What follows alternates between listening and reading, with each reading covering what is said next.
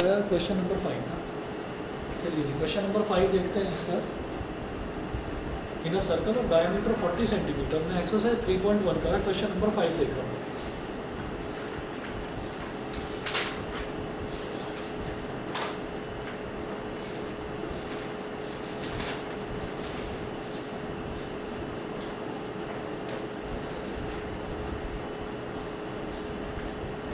Exercise 3.1 का question number 5। In a circle of diameter 40 centimetre the length of a chord is 20 centimetre. Find the length of minor arc of the chord. एक circle है जिसका diameter 40 centimetre दे रखा है।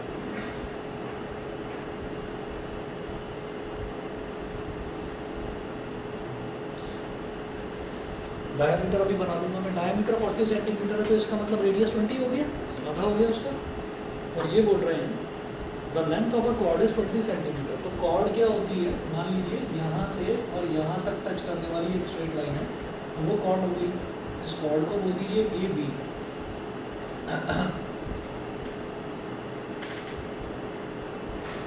और जब diameter 20 centimetre दे रखा है तो ये रेडियस जो है ये भी 20 सेंटीमीटर हो गया। तो जो कॉर्ड है इसकी लेंथ भी 20 सेंटीमीटर दे रखी है। तो हम ये कहेंगे since radius R is equal to 20 centimetre, ठीक है, length of cord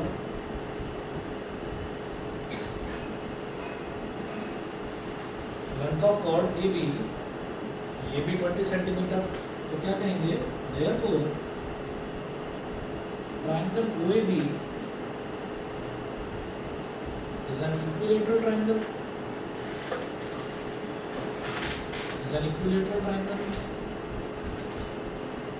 So angle AOB, जिसको हम थीटा बोल देते हैं, इज इक्वल टू 60 डिग्री हो गया। एंगल AOB कितना हो गया, 60 डिग्री। बस इतना आपको ध्यान रखना था। हमारे पास अब एंगल आ गया। अब वो कह रहे हैं कि find the length of the minor arc. तो बेटा कॉर्ड ये बन रही है, ये कॉर्ड बन रही है, तो यहाँ से लेकर और यहाँ तक वाली जो ये आर्क है, this is called minor arc. और जो यहाँ से यहाँ तक वाली आर्क है वो मेजर आर्क हो जाएगी, बड़ी आर्क हो जाएगी। तो क्या कहेंगे,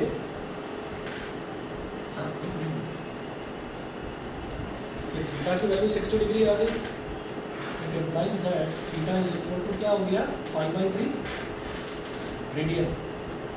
ये समझ गए ना, थीटा को सीधा सीधा π/3, क्योंकि 60 डिग्री पाई क्या होता है 180 डिग्री। 180 को 3 से डिवाइड करेंगे तभी तो 60 आएगा। ये अब हम कहेंगे एज वी नो दैट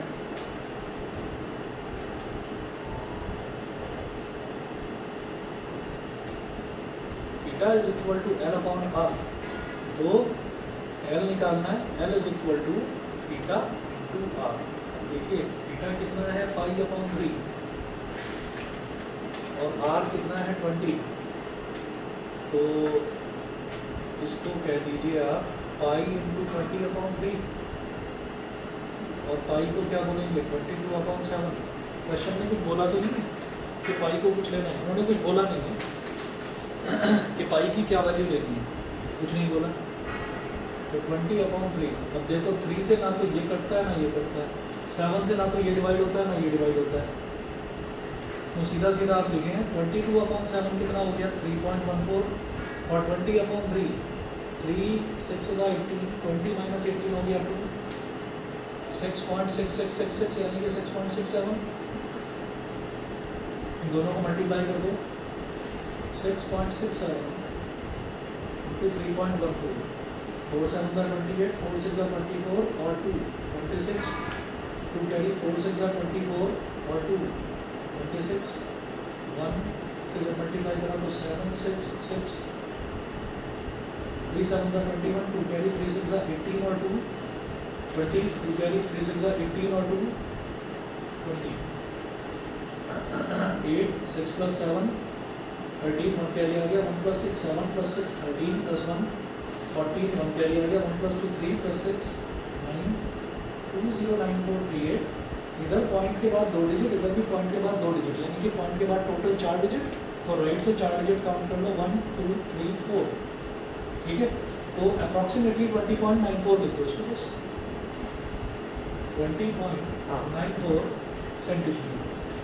और हो सकता है पीछे आंसर जो है वो पाई के टर्म्स में ही दे रखा है, ठीक है। एक बार आंसर चेक कर लीजिए।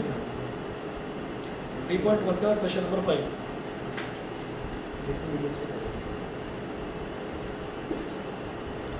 3.1 का क्वेश्चन नंबर 5 ये आपको पाई के टर्म्स में ही दे रखा है। उन्होंने सीधा सीधा बस यही आंसर दे रखा है, 20 पाई/3 सेंटीमीटर। सिर्फ इतना ही दे रखा है, हमने सिंप्लीफाई कर दिया। आपकी मर्जी है, जैसा चाहो वैसा करो, ठीक है। उसके बाद बताइए क्वेश्चन नंबर 6, ये बिल्कुल एग्जाम्पल नंबर 5 के जैसा है। Find the ratio of the radius. Sir अगर हम थीटा को 60 डिग्री लेते हैं, जब आंसर आता है it is equals to 1200 centimetre. हाँ, तो वो गलत है, क्योंकि ये वाला रिलेशन में लगाऊंगा ही तब जब थीटा, मतलब वो हमारा हमेशा वो रेडियन में ही होना चाहिए। ये फॉर्मूला तभी एप्लीकेबल है, नहीं तो एप्लीकेबल नहीं है। तो थीटा को पहले आपको रेडियन में कन्वर्ट करना जरूरी है, ठीक है। चलिए तो मैं आगे चलता हूँ फिर। क्वेश्चन नंबर 7 देखिएगा। 6 जो है, 6 बिल्कुल एग्जाम्पल नंबर 5 जैसा है। आप में से किसी ने भी होमवर्क तो करा नहीं होगा, तो दोबारा कर लेना ट्राई। क्वेश्चन नंबर 6 एक बार देख लेना, एग्जाम्पल नंबर 5 में से हेल्प लेना। होमवर्क करा है कि नहीं? पक्का करा है? तो मैं करा ही होगा, तुम नहीं बताओ, तुम तो बताओ। तो फिर वीडियो इसीलिए तो होती है ना। और अब कल तुम नहीं आई, तो हमेशा मैं सभी बच्चों को बता रहा हूँ कि जब भी आप छुट्टी लेंगे प्लीज़ इन्फॉर्म जरूर करिए, ठीक है। इन्फॉर्म करने का रीज़न पता है कि नहीं, क्यों मैं बोलता हूँ इन्फॉर्म करिएगा? क्योंकि कई बार ऐसा हो जाता है कि पेरेंट्स को पता ही नहीं होता कि बच्चे छुट्टी पर हैं, ठीक है। अब पेरेंट्स को पता नहीं है, अब बच्चे का कहीं मान लीजिए, और हुआ एक बार ऐसा, बच्चे का बेचारे का कहीं एक्सीडेंट हो गया, अब वो आ नहीं पाया यहाँ पर, निकला ट्यूशन के नाम का, रास्ते में एक्सीडेंट हो गया। पेरेंट्स को ये लग रहा है कि बच्चा ट्यूशन में आया, ठीक है, और जब 2-3 घंटे हो गए बच्चा पहुंचा नहीं। अब बच्चा क्या है, वो बेहोशी की हालत में वो पहुंचा हॉस्पिटल में। अब पेरेंट्स ने मेरे को बताना शुरू कर दिया कि आप इन्फॉर्म क्यों नहीं करते हो। तो बस वो एक इंसिडेंट लाइफ में हुआ था। तब से जब भी कोई बच्चा नहीं आता, चाहे वो तुम ही क्यों ना हो, मुझे पता है तुम इधर बाजू वाले ब्लॉक से आते हो, ठीक है, तो वो मैंने एक नियम बना रखा है कि भाई मैं मैसेज कर देता हूँ। तो जब भी कभी आप ना आए भाई मैसेज कर दिया करो, क्योंकि फिर कई बार ऐसे इंसिडेंट्स हो जाते हैं, ठीक है। और मेरे पास अगर मान लीजिए कोई भी बच्चा नहीं आया, तो मैं मैसेज इस वजह से करता हूँ ताकि पेरेंट्स तक इन्फॉर्मेशन पहुँच जाए कि भाई बच्चा आज आया नहीं है। तो होता है ना कई बार, तो मेरा काम ये हो जाता है कि हाँ जी मैंने इन्फॉर्म कर दिया, वो नहीं आया। आपको हो सकता है ये लगे कि नहीं मेरी तो चुगली कर दी उन्होंने, आज मैं सोता रह गया, है ना, और फिर जो है वो पापा ने वो लगा दिया एक कि सोता ही रहता है ना।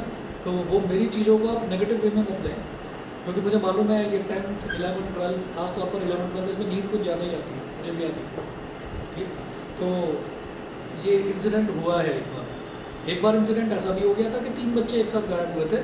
वो इंसिडेंट गलत, वो इंसिडेंट जो है वो बिल्कुल ही अलग था। उसमें क्या था, वो KGF देखने पहुंच गए थे थिएटर में, ठीक है। तो वो जब पता चला भाई 4 घंटे हो गए हैं नहीं पहुंचे हैं बच्चे, फिर उसके बाद वो सर ने एक्स्ट्रा क्लास दी थी।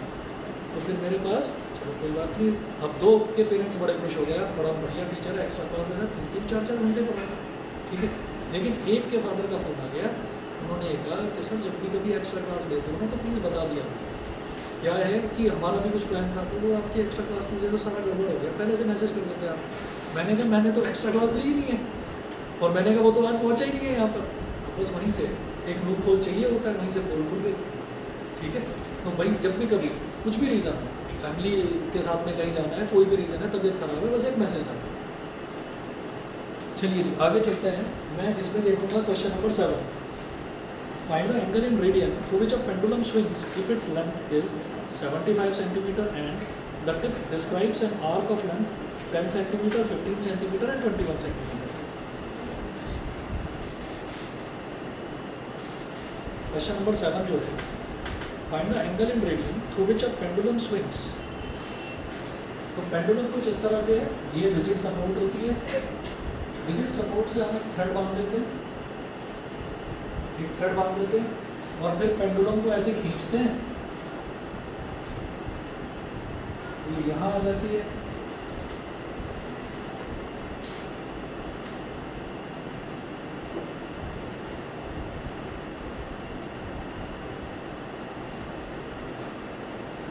इस तरीके से। तो आप अगर देखें इसको गौर से, कि अगर ऊपर ये रिजिड सपोर्ट ना होती तो ये पेंडुलम, और हमने बड़ी ताकत से इसको ऐसे छोड़ दिया होता तो ये पेंडुलम तो पूरा सर्कल कंप्लीट कर देती, ठीक है। तो जो इतना पाथ भी है, ये पाथ भी क्या है, कर्व्ड पाथ हो गया। तो जो कर्व्ड पाथ है, तो इन्होंने बोला है find the angle in radian through which a pendulum swings if its length is 75 centimetre. तो पेंडुलम की लेंथ बेटा ये होती है, ये। तो ये जो यहाँ से लेकर और यहाँ तक वाली जो लेंथ है, दिस इज 75 सेंटीमीटर। और 75 सेंटीमीटर का मतलब क्या है कि ये रेडियस है, बिल्कुल सही। इसको एल मत ले लेना, ये रेडियस है। लेंथ ऑफ पेंडुलम को कभी सोचो एल है लेंथ ऑफ पेंडुलम, तो उसको मैंने एल ले लिया, नहीं। लेंथ तो हमारा आर की ही होगा। तो वो बोल रहे हैं कि if its length is 75 centimetre and the tip describes an arc of length,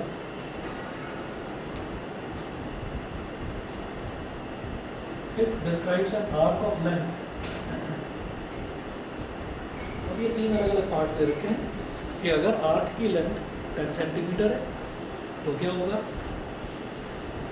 एक पार्ट करा रहा हूँ, बाकी के दोनों अपने आप कर लेना, बिल्कुल सिंपल क्वेश्चन है। और हमारी मेहनत को इन्होंने और रिड्यूस कर दिया है, क्योंकि ये क्या बोल रहे हैं, ये बोल रहे हैं find the angle in radian. तो जो एंगल आएगा theta is equal to L/R से, वो रेडियन में ही आएगा, तो इसलिए ज़्यादा उसकी ज़रूरत नहीं है। Theta is equal to, theta क्या होगा बेटा, ये वाला एंगल, पूरा का पूरा ये वाला एंगल। तो theta is equal to L/R। अब जो L है तो कितना दे रखा है फर्स्ट पार्ट में, फर्स्ट पार्ट में L कितना दे रखा है, आर्क ऑफ लेंथ कितना 10 सेंटीमीटर, और रेडियस कितना दे रखा है 75 सेंटीमीटर।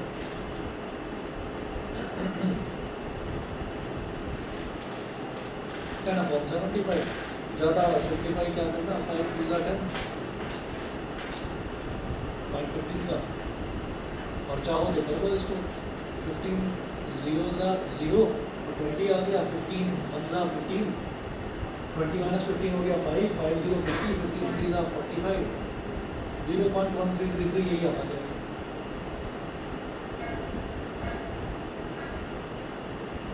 रेडियन ये हो गया। ऐसे ही जो सेकंड पार्ट है उसमें एल की वैल्यू 15 सेंटीमीटर दे रखी है, थर्ड पार्ट में एल की वैल्यू 21 सेंटीमीटर दे रखी है, कर दें। चलिए जी, इसके बाद जो है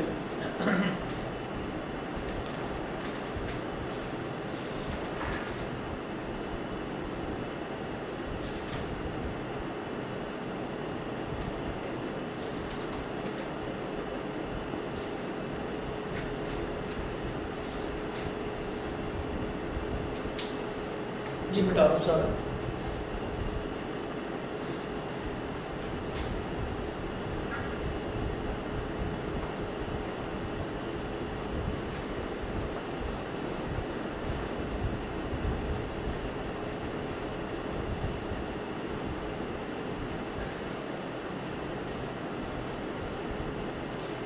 अब इसके आगे का जो है, एक तो वो ट्रिग्नोमेट्रिक रेशियो वाली जो टेबल है ना, एक तो वो टेबल हमको करनी है। वो टेबल वही है जो हमने 10th क्लास में करी थी। यहाँ पर आप लिखेंगे trigonometric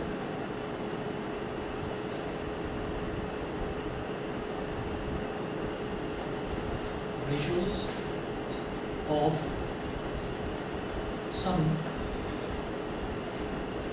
specific angles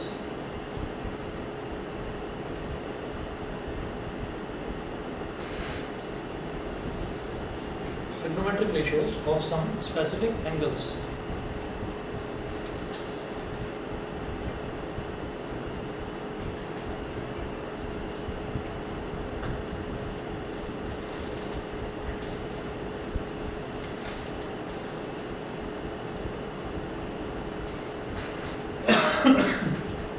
T ratios का मतलब होता है trigonometric ratios 0 degree,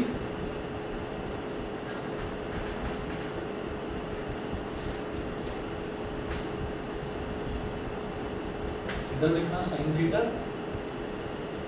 cos theta और टेन थीटा। आगे वाले रेशियो में लिखवा नहीं रहा हूँ क्योंकि आगे वाले रेशियो सब उनके रेसिप्रोकल होते हैं। 0 degree, 30 degree, 45 degree, 60 degree 90 degree.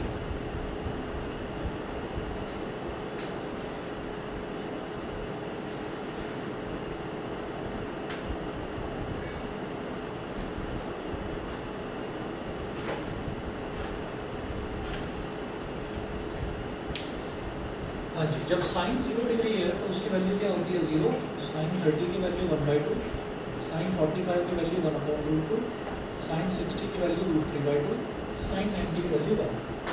जब कॉस की वैल्यू है तो ये जो लेफ्ट टू राइट लिखा है इसी को राइट टू लेफ्ट पलट कर लिख देते हैं, तो 1 √3/2, 1/√2, 1/2 और 0। जब tan की बात करते हैं तो 0/1 0, 1/2/√3/2 कितना हो गया 1/√3, 1/√2/1/√2 1, √3/2/1/2 इज इक्वल टू √3 और 1/0 होता है नॉट डिफाइंड इन्फिनिटी। ठीक है, ये समझ गए ना कि 0/1 मतलब sine theta upon cos theta करते हैं तो tan थीटा आ जाता है हमारे पास। उसके बाद अगली चीज़ आप लिखेंगे क्वाड्रेंट रूल, यहाँ लिखेंगे क्वाड्रेंट रूल।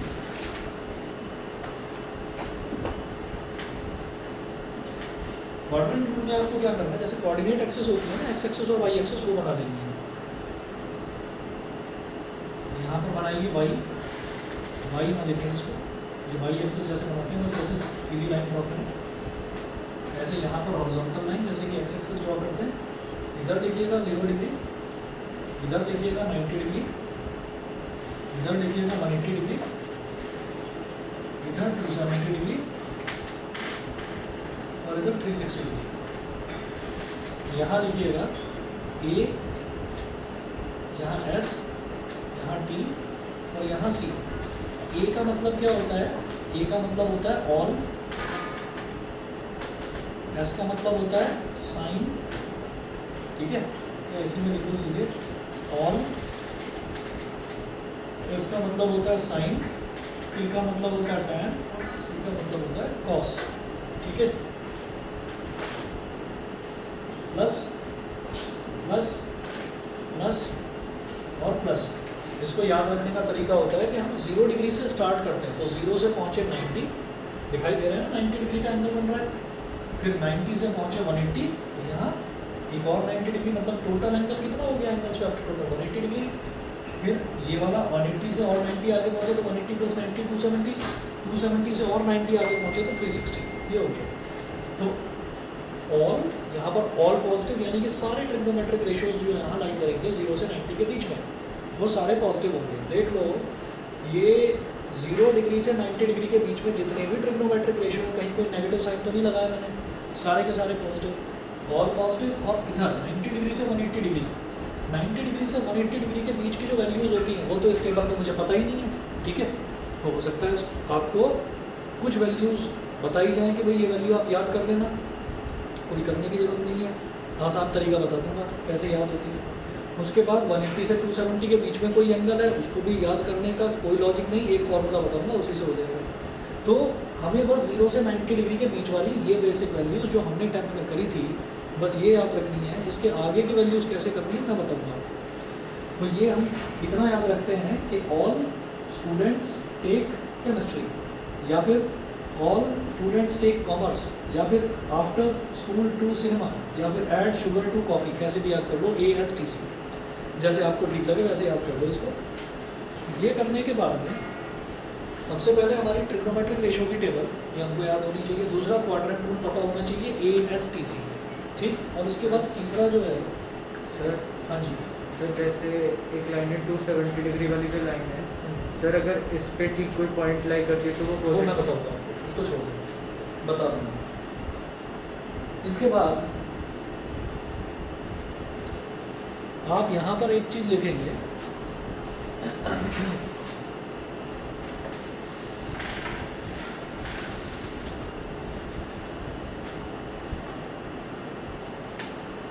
Quadrant rule. अगला लिखेंगे T ratios of negative angles.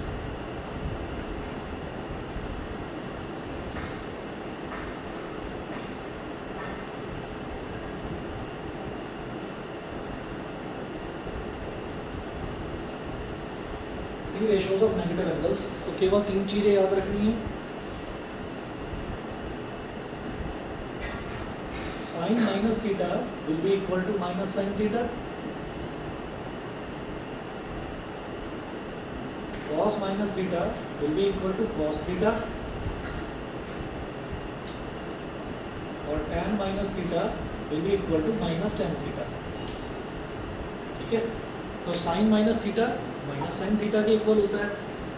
मतलब अगर नेगेटिव एंगल का मेरे को कोई भी साइन कॉस या tan निकालना है तो क्या होगा, ये जो नेगेटिव एंगल है ये बाहर आ जाएगा, साइन के केस में भी बाहर आ जाएगा, tan के केस में भी बाहर आ जाएगा। कॉस थोड़ा सा स्पेशल है, ये नेगेटिव को अंदर ही खा जाता है, अंदर ही कंज्यूम हो जाता है नेगेटिव एंगल। तो अगर आपसे बोला जाए ना कि cos माइनस 30 निकालो, तो आप ये कह दोगे भाई cos माइनस 30 कुछ नहीं होता, cos 30 ही होता है। cos माइनस माइनस वो अंदर ही खत्म हो जाता है cos के केस में। अगर कोई बोले कि भाई साइन माइनस 30 निकालो, तो आप कहोगे sine minus 30 is minus sine 30। तो ये जो माइनस साइन है बाहर आ जाएगा, माइनस बाहर लगा दिया, और साइन 30 की वैल्यू आपको पता है 1/2, तो your answer will be minus 1/2। ठीक है, ऐसे ही tan माइनस थीटा अगर है तो tan माइनस 45 बोलेंगे, 2 माइनस tan 45 बन जाएगा, और tan 45 क्या होता है 1, बाहर माइनस लगा दिया, माइनस 1 बन गया। इसके बाद अगला लिखेंगे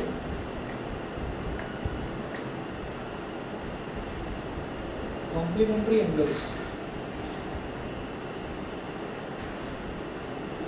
कॉम्प्लीमेंट्री टी रेशियोज लिखना, सॉरी कॉम्प्लीमेंट्री टी रेशियोज।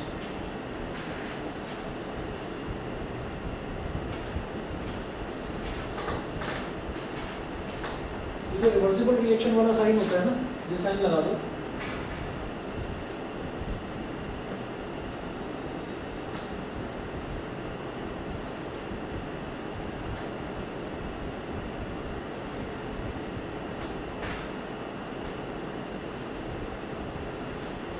ये हमारे कॉम्प्लीमेंट्री ट्रिग्नोमेट्रिक रेशियोज हो गए।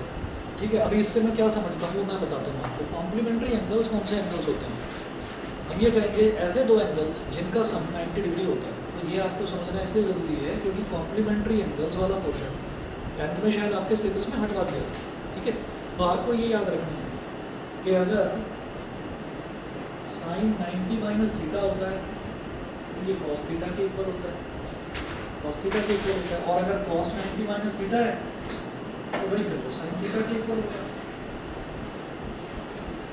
इसका मतलब क्या है कि 90 में कोई भी एंगल ऐड या सब्ट्रैक्ट करूँ, अभी एडिशन पर भी आऊँगा मैं, तो हमने ये देखा कि साइन 90 माइनस अगर मैं एंगल करता हूँ तो वो क्या करता है, वो कॉस में कन्वर्ट कर देता है। ऐसे कॉस 90 माइनस एनी एंगल अगर मैं करूँगा तो वो साइन में कन्वर्ट करेगा। तो साइन और कॉस कॉम्प्लीमेंट्री पेयर्स हो गए। इसी तरह से tan 90 माइनस थीटा करूँगा तो वो रिजल्ट कॉट थीटा आ जाएगा, कॉट 90 माइनस थीटा करूँगा तो tan थीटा आ जाएगा। मतलब tan का कॉट हो जाता है, कॉट का tan। इसी तरह से सेक का कॉसेक, कॉसेक का सेक। अब अगला लिखें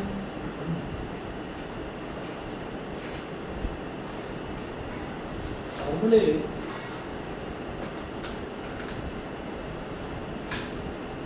to find out, formulae to find out larger angles.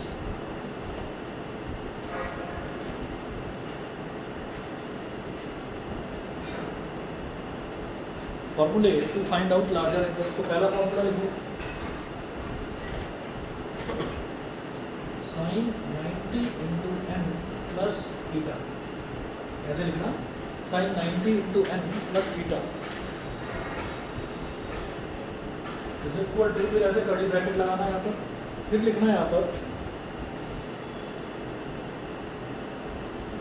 cos theta if n is odd, cos theta if n is odd, and sin theta if n is even। ठीक, ऐसे लिखना है। अगला फॉर्मूला लिखना,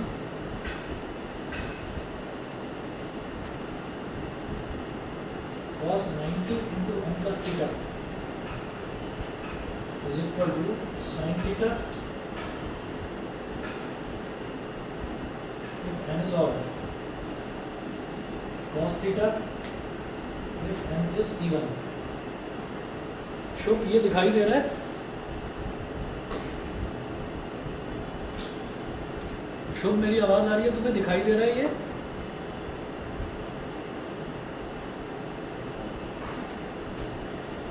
चलिए थर्ड लिखिएगा, थर्ड लिखिएगा, sign हो गया, कॉस हो गया, साइन हो गया, कॉस हो गया, अब टैन की बात करते हैं।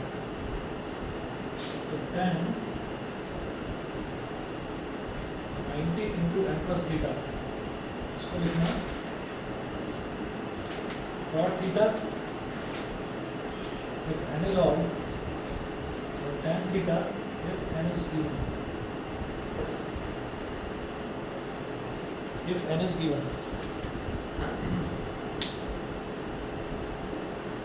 2 मिनट दीजिए मुझे जरा।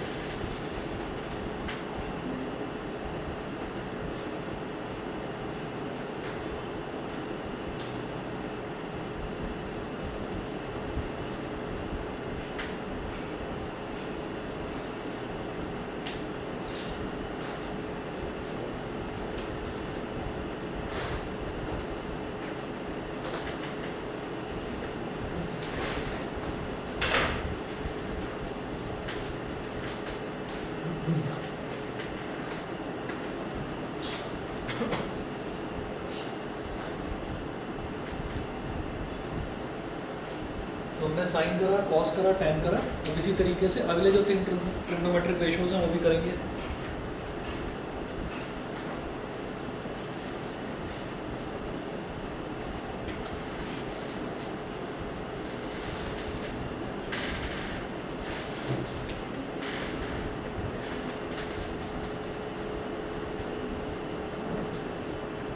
फोर्थ है cot 90 into N plus theta, cot 90 into n plus theta is equal to tan theta if n is odd, or cot theta if n is even. Fifth, sec 90 into n, sec 90 into n plus theta is equal to cosec theta if n is odd, or sec theta if n is even. Sixth, cosec 90 into n plus theta is equal to sec theta if n is odd, or cosec theta if n is even. ठीक है जी। अब आप ये देखिएगा कि इसमें से किसी भी फॉर्मूले को आपको याद करने की ज़रूरत पड़ेगी नहीं। आपको बस ये याद रखना है कि कॉम्प्लीमेंट्री ट्रिग्नोमेट्रिक रेशियोज क्या होते हैं। साइन का कॉस तो कॉस का साइन, टैन का कॉट तो कॉट का टैन, सेक का कॉसेक तो कॉसेक का सेक। ठीक है। तो आप ये देखिएगा हर एक में मैंने क्या करा, sin cos tan cot sec cosec, हर एक में क्या है 90 इंटू एन प्लस थीटा सभी में है। अच्छा, अगर हमारा एन इवन है, अगर हमारा एन ऑड है, सॉरी अगर हमारा एन ऑड है तो साइन का क्या हो रहा है cos, if n is odd. तो ऊपर वाला आप कंडीशन देखिए, हर एक में n is odd, n is odd, n is odd, n is odd, यही लिखा है ऊपर वाले कंडीशन में। तो अगर एन ऑड है तो साइन का बन जाएगा कॉस, कॉस का बन जाएगा साइन, टैन का बन जाएगा कॉट, कॉट का बन जाएगा टैन, सेक का बन जाएगा कॉसेक, कॉसेक का बन जाएगा सेक, यही वाली चीज़ है, ठीक है, यही वाली चीज़ है। और अगर हमारा एन इवन है 90 इंटू एन, 90 का मल्टीपल, 90 इंटू 1, 90 इंटू 2, 90 इंटू 3, इस तरह से ये हमें कब करना होता है, जब ना हमें बहुत बड़े बड़े एंगल, जैसे आपसे ये पूछ लिया जाए भाई साइन 1100 डिग्री बताओ जरा कितना होगा, यार ये मेरे को क्या पता, 0 से 90 डिग्री तक का तो पता है ना, 1100 डिग्री कैसे निकालूँ तो क्वाड्रेंट रूल का यूज़ करेंगे और इन फॉर्मूलों का यूज़ करेंगे, इनका यूज़ करेंगे, ठीक है, और फिर वो वैल्यू हम निकाल लेंगे। कई बार नेगेटिव में होते हैं बहुत बड़े बड़े एंगल, तो फिर मुझे इनका यूज़ करना पड़ेगा। तो आप ये देखिए कि अगर n की वैल्यू इवन है तो फिर कुछ भी नहीं बदल रहा है, साइन का साइन ही रहेगा अगर n इवन है, कॉस का कॉस ही रहेगा, टैन का टैन, कॉसेक का कॉसेक, सेक का सेक, कॉट का कॉट, तो कुछ नहीं बदलेगा अगर n इवन है, ठीक है। तो ये सारे रिलेशन आपको याद रखने हैं और इसके बेस पर आपकी अगली एक्सरसाइज कंप्लीट हो जाएगी। देखिएगा, अब मैं इसके एग्जाम्पल्स करने शुरू करता हूँ।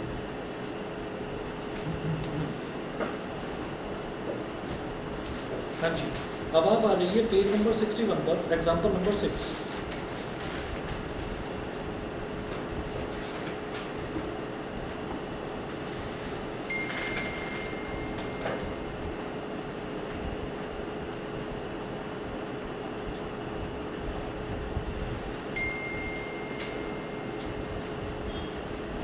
Page number 61, example 6।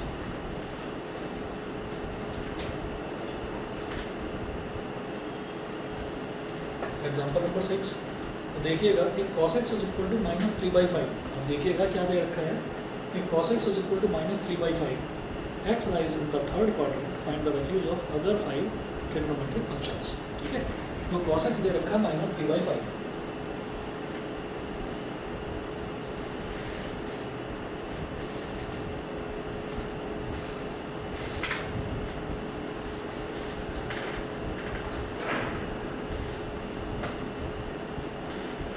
Base upon hypotenuse ये हम जानते हैं। तो लेट बेस को क्या मान लो 3x और हाइपोटेन्यूज को मान लो 5x, वही परपेंडिकुलर सीधा ले लूँ 4x होगा। 3 और 5 अगर है तो मैं जानता हूँ पाइथागोरियन ट्रिपलेट होता है 3, 4 और 5, ठीक है। तो हमारा परपेंडिकुलर 4x हो गया, ये मैं कैलकुलेट नहीं कर रहा, ठीक।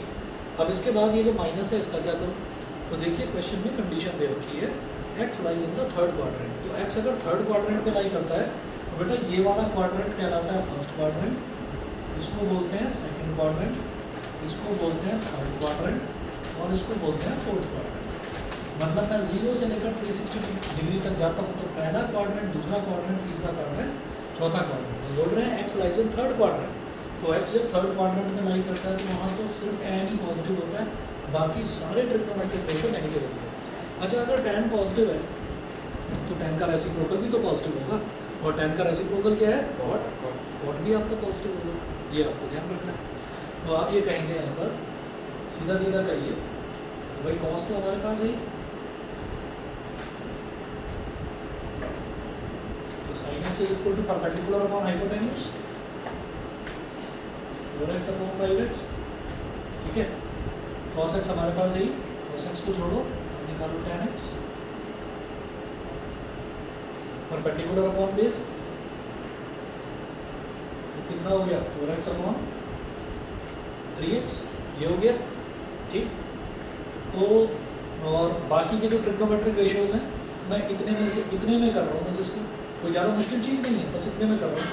मैंने साइन कर लिया, tan कर लिया, cos इसमें दे रखा था,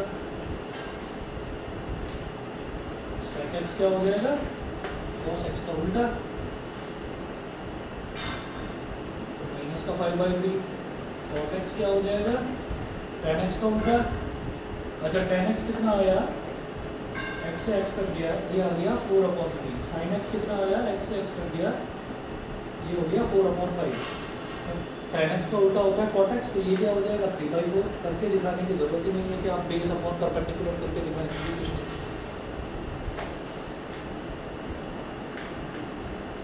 जो cosec x है वो sin x का उल्टा होता है, तो क्या हो गया 5/4।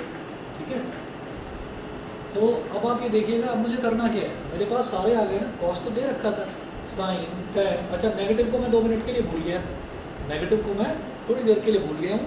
तो हमने ये देखा है कि भाई यहाँ पर सिर्फ tan पॉजिटिव आता है, भाई इसके आगे प्लस लगाओ, tan वाले के आगे और cot वाले के आगे प्लस लगाओ, बाकी सब पर नेगेटिव लगा दो। ये भी नेगेटिव, ये भी नेगेटिव, ये तो नेगेटिव दे ही रखा है, और ये भी नेगेटिव। तो tan को और cot को छोड़कर बाकी सबके आगे आप क्या करेंगे, नेगेटिव साइन लगा देंगे।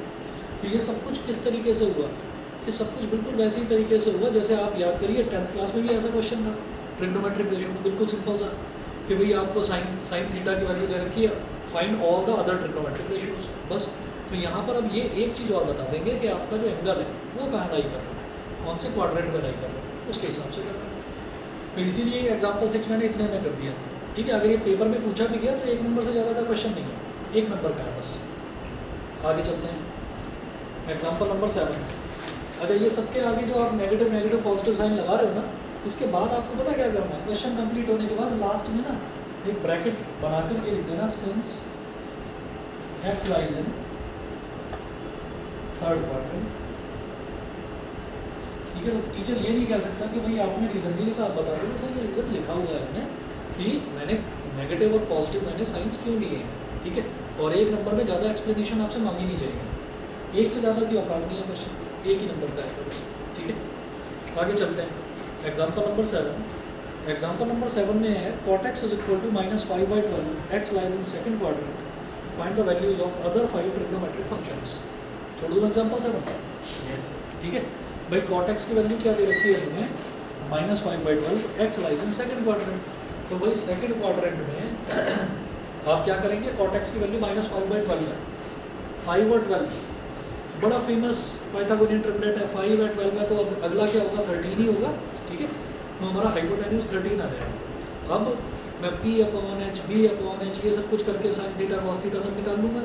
निकालने के बाद में सिर्फ साइन और कॉसेक के आगे प्लस लगाना है, बाकी सारे नेगेटिव। ठीक है, तो मैं एग्जाम्पल नंबर 7 भी छोड़ रहा हूँ, मतलब this was just to recall कि हमने थोड़ा सा 10th से बस एक चीज़ एक्स्ट्रा करी है अभी यहाँ पर, कि हमें क्वाड्रेंट के हिसाब से साइन लगाने आ गए।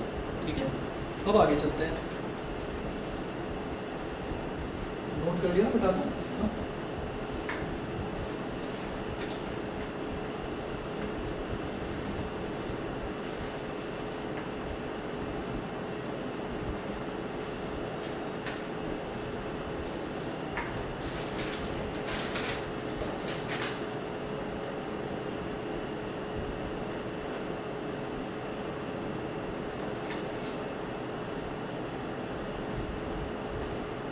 एग्जाम्पल नंबर 8 देखिएगा,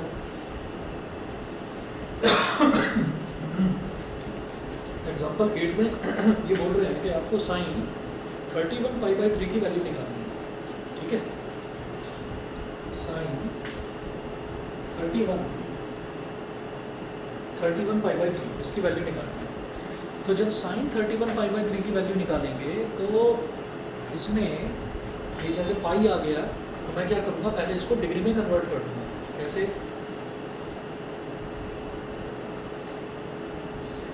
31 × 60 डिग्री बोलते हैं सीधा सीधा, 31 × 60, क्योंकि π/3 60 डिग्री होता है। अच्छा, अब इसको मल्टीप्लाई कर दो, तो एक तो आ गया 0, और 6 × 1 = 6 और 6 × 3 = 18। तो ये वैल्यू आ गई साइन 1860 डिग्री।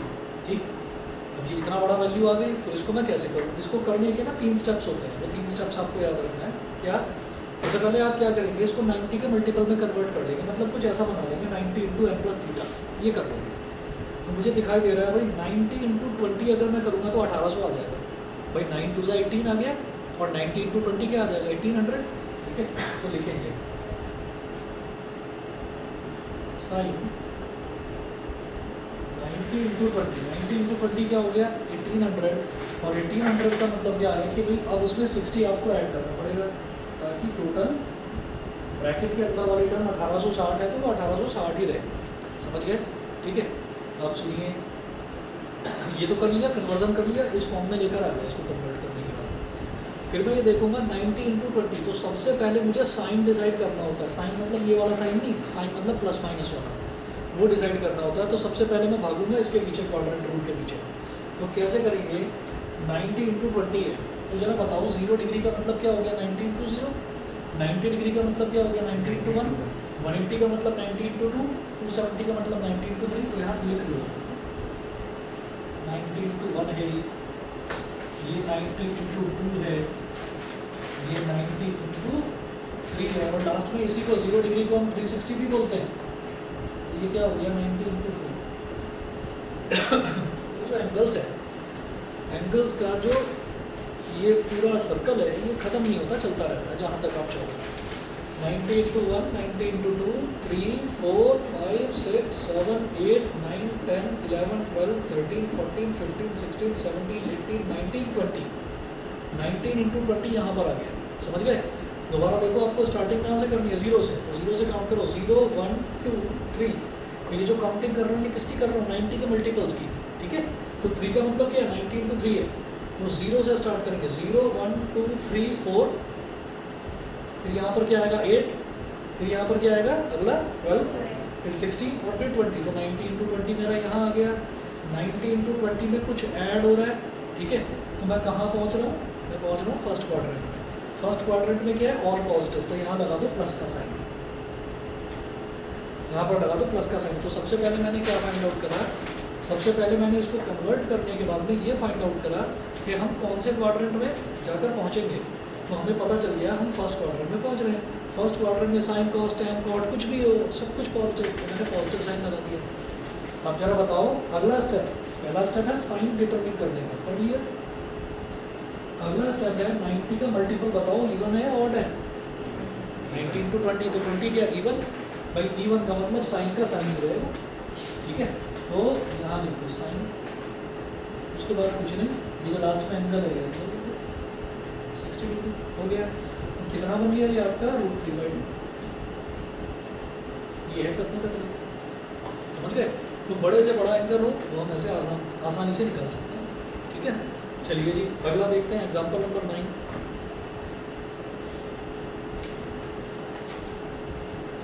एग्जाम्पल नंबर 9 में एंगल भी बड़ा है और साथ में नेगेटिव भी है, उसका क्या करें।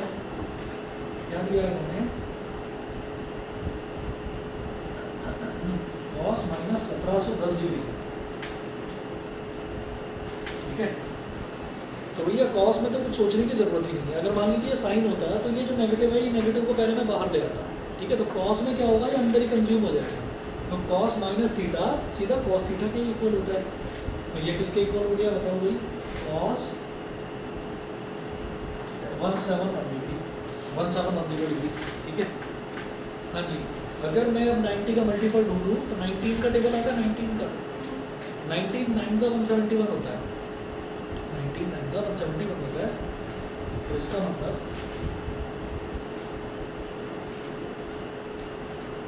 90 इंटू 19 करूँगा तो 1710 आ जाएगा। यार ये तो 1710 आ गया। अब इसमें क्या ऐड करूँ, इसमें तो कुछ ऐड ही नहीं हो रहा, तो क्या ऐड करें, 0, तो कर दो 0 डिग्री ऐड, 0 डिग्री ऐड कर दिया। अब 90 इंटू 19, 0, 1, 2, 3, 4, ठीक है। अच्छा खुद सोचो, जब ये मैं घूमते घूमते घूमते घूमते 90 इंटू 20 पर यहाँ पहुँचा था, तो 90 इंटू 19 यहीं पर तो होगा, ठीक है ना। तो यहाँ पर 0 है, फिर घूमकर 90 इंटू 4 आ गया, फिर 8, फिर 12, फिर 16, 17, 18, 19, 90 इंटू 19 में कुछ ऐड कर रहे हैं। आप कहोगे नहीं कुछ ऐड नहीं कर रहे, 0 डिग्री है ना। मैं कहूँगा नहीं, मैं तो कर रहा हूँ ऐड। हमें हमेशा ऐड ही करना है, चाहे नेगेटिव भी आ जाए ना यहाँ पर। आप कहोगे ये तो माइनस आ रहा है, ये मैं कैसे करूँ, माइनस आ रहा है, आने तो माइनस को, मुझे तो ऐड ही करना है, ठीक। चाहे 0 डिग्री हो चाहे कुछ भी हो, हमें एडिशन वाला फंडा याद रखना है। तो 90 इंटू 19 में जब हम कुछ ऐड कर रहे हैं तो हम कहाँ पहुँच रहे हैं, हम फोर्थ क्वाड्रेंट में पहुँच रहे हैं। फोर्थ क्वाड्रेंट में कॉस पॉजिटिव, ये भी कॉस ही है, ये भी कॉस ही है, तो ये पॉजिटिव रहेगा, पॉजिटिव रहेगा। तो सबसे पहले क्वाड्रेंट रूल को देखते हुए मैंने उसका साइन देख लिया, प्लस है या माइनस है। उसके बाद बताओ भाई ये क्या है, इवन या ऑड, ऑड 15 क्या ऑड है, तो कॉस का क्या बन जाएगा साइन, और एज इट इज एंगल बिल्कुल 0 डिग्री, तो साइन 0 डिग्री इज 0, तो इसका रिजल्ट 0 है। देखिए आंसर 0 डिग्री दे रखा है, ठीक है। अच्छा इन्होंने कुछ अलग तरीके से कर रखा है, क्या है कि आपको मतलब 3 फार्मूले बताए जाएंगे, 360 में कुछ ऐड करना, 360 में से कुछ सब्ट्रैक्ट करना, 3 फार्मूले बताए जाएंगे, 270 में ऐड करना, 270 से सब्ट्रैक्ट करना, तो प्लस माइनस माइनस प्लस ऐसे करके बताया जाएगा, जिसमें कन्फ्यूज़न के 100 नहीं 101% चांसेस रहते हैं कन्फ्यूज़न के। बच्चे कन्फ्यूज़ होते हैं, गलती करते हैं।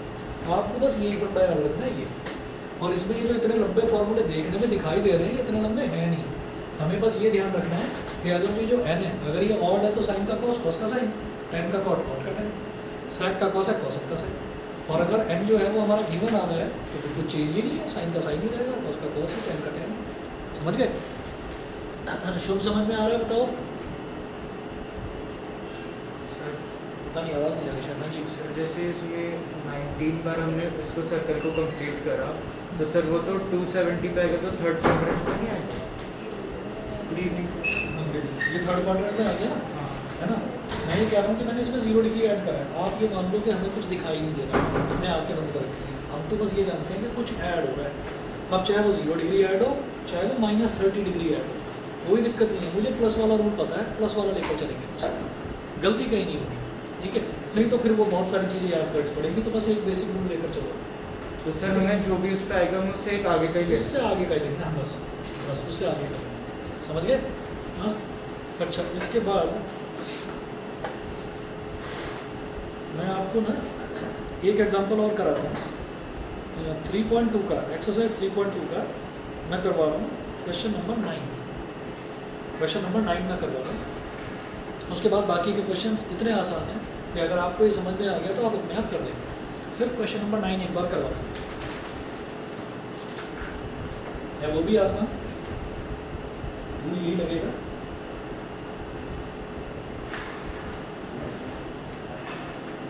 तो एक्सरसाइज 3.2 का क्वेश्चन 9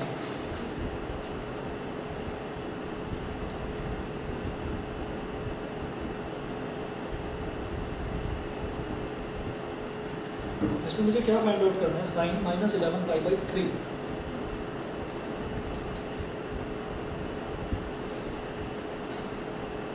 तो पहला काम क्या करें, माइनस है ना, इस माइनस को ले आओ बाहर। साइन माइनस थीटा क्या होता है, minus sine theta, minus sine 11 × 60 degree. 11 × 60 में तो किसी को डाउट नहीं भाई, पाई/3 का मतलब क्या हो गया, 60 डिग्री। 11 × 60 डिग्री क्या बन गया, बोलो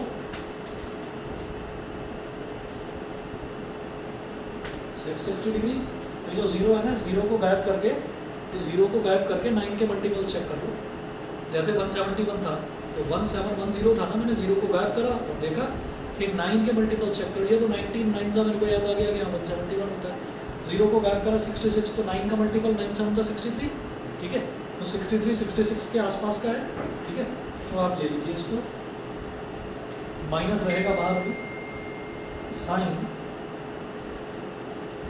90 × 7, 90 × 7 क्या बन गया बेटा, 630 630 में क्या ऐड कर दो, 30 डिग्री, अभी तो 660 बनेगा।